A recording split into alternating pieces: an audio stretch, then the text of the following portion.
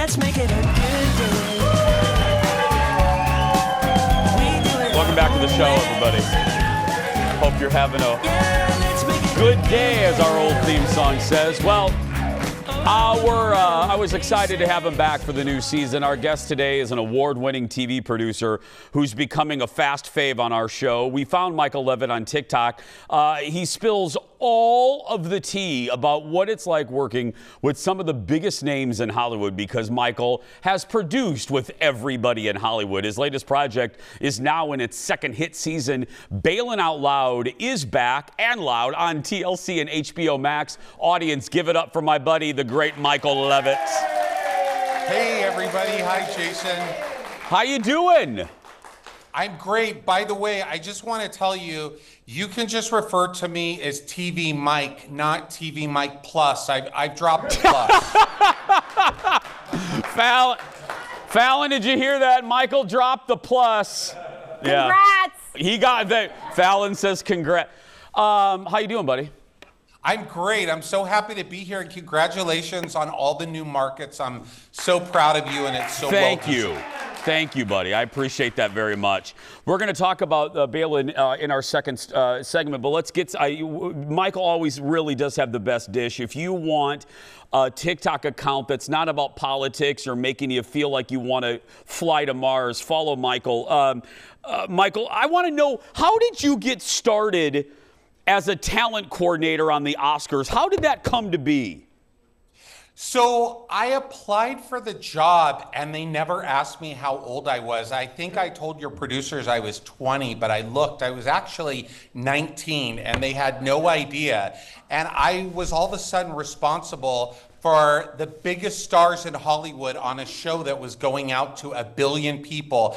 And it was really the most incredible experience. And I was in junior college at that point, and I had to make a decision. Do I stop going to school for an opportunity that may only come once, or stick to going to school? And in this case, because I had such incredibly supportive parents, they encouraged me to go for it. I did it, and I've been working ever since. Michael, Michael's had an amazing, that's why we love him, amongst other reasons.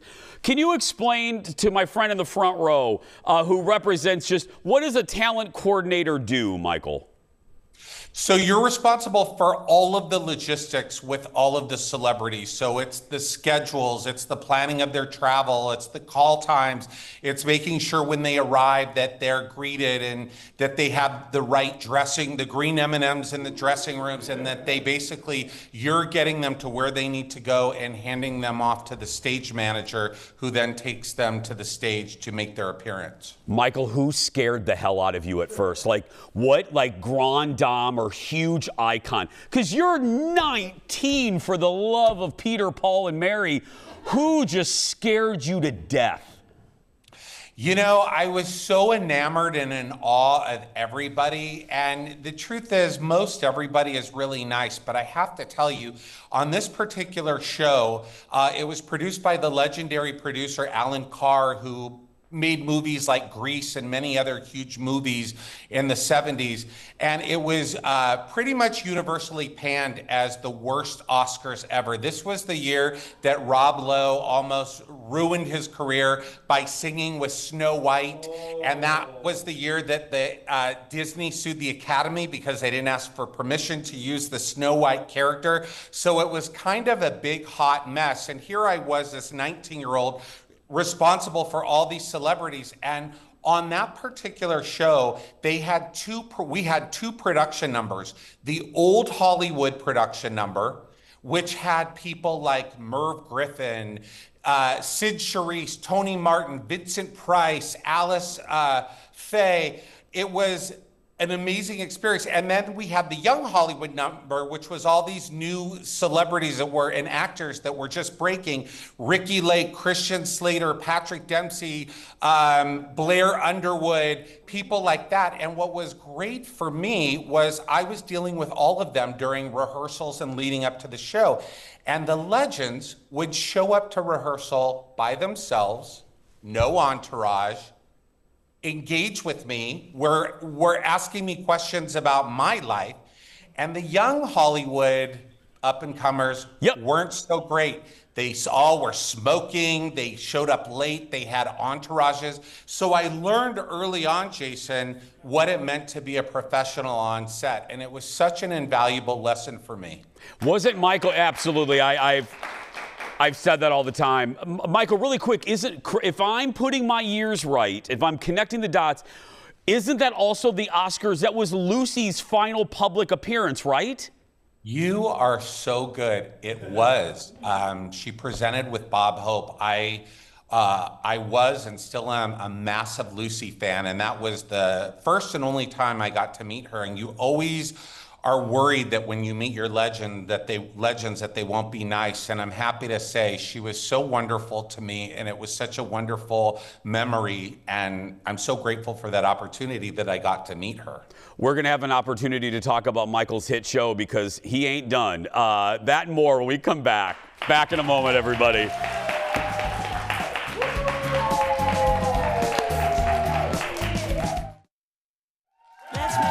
Welcome back, everybody. Our special guest is my special friend, the great Michael Levitt.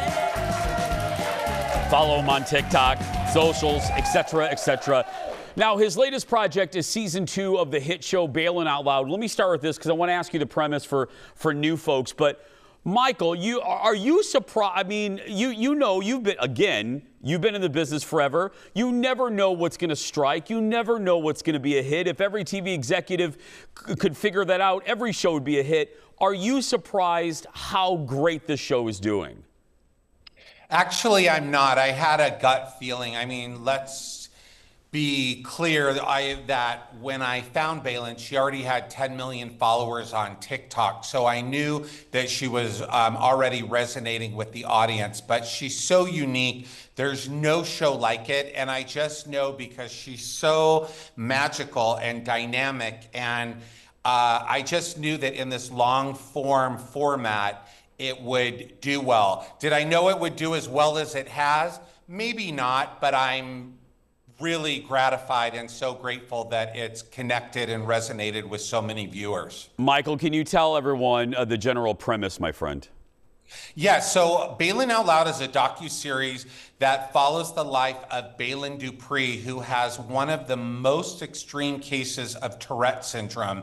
And it's a beautiful show because Baylen has a subset of Tourette syndrome called coprolalia, which is the subset where you have those extreme verbal tics. And so we're really tracking her life and seeing her quest to live an independent life in the face of this disability. And let me tell you, Baylen lives her best life, and that's what's great. It's not sad. She's funny, she's self-deprecating, and as a viewer, you can laugh with her. She gives you permission to laugh with her, and you're rooting for her.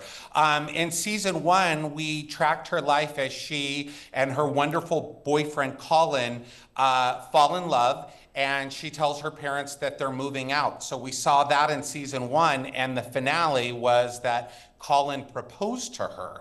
So now that season 2 has started, we're going to be following wedding planning and all that goes with that, not just for everybody, but for a woman with Tourette syndrome and how that all plays out. Michael, how is obviously it's so great that you're in charge of this because you're I can imagine such a great guiding light. How is she dealing with the fame that has come from being on a hit show?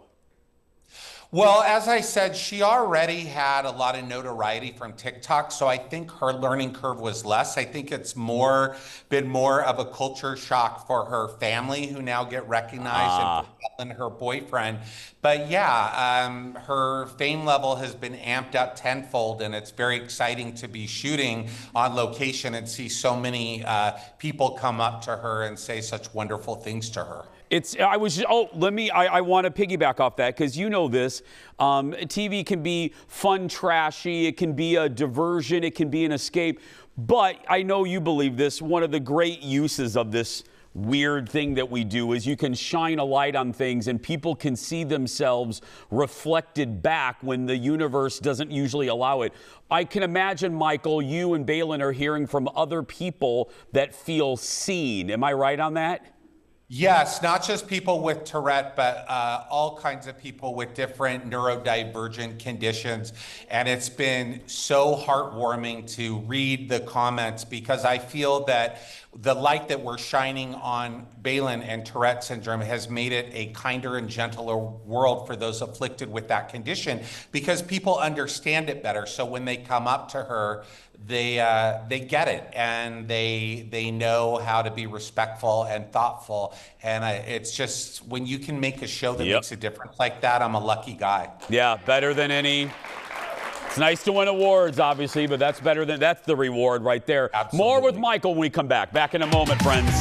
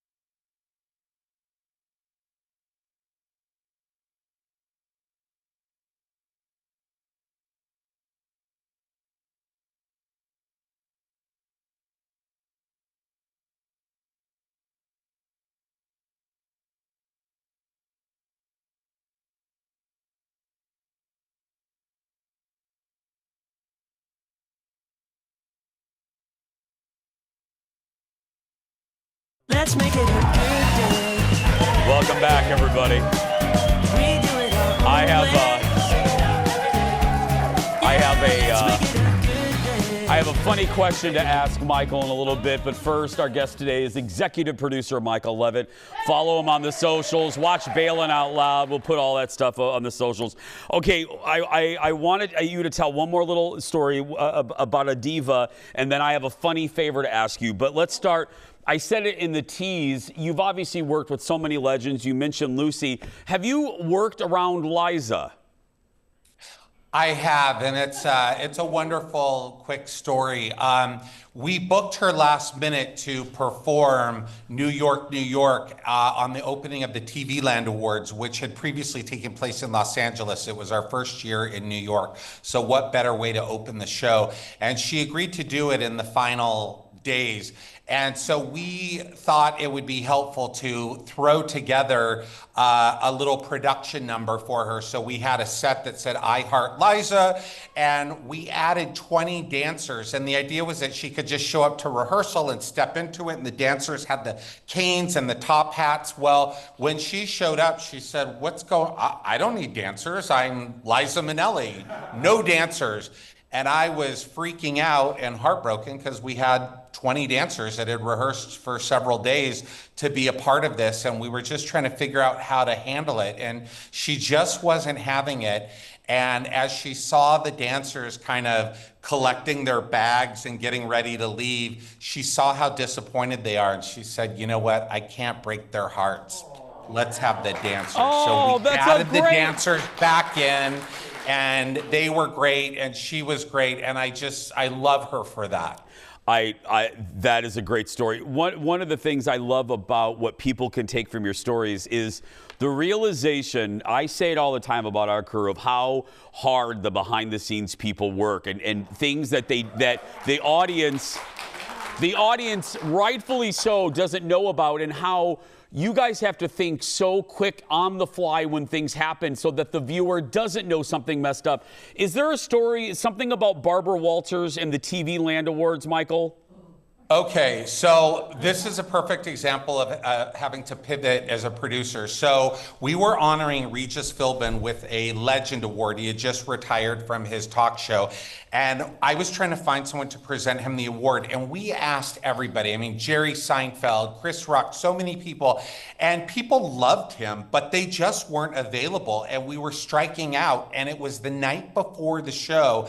I had nobody, and I was panicking. And I'm thinking, who's in New York? Who's in New York? So I write a letter to Barbara Walters via her office through her assistant. And I just said, apologies for the last minute notice, blah, blah, blah. Can you do this? 40 minutes later, I get a call. Miss Walters is calling for you. And she gets on the phone, and I said, Miss Walters, my apologies for coming to you last minute. You were high on our list, but we first wanted to try comedians.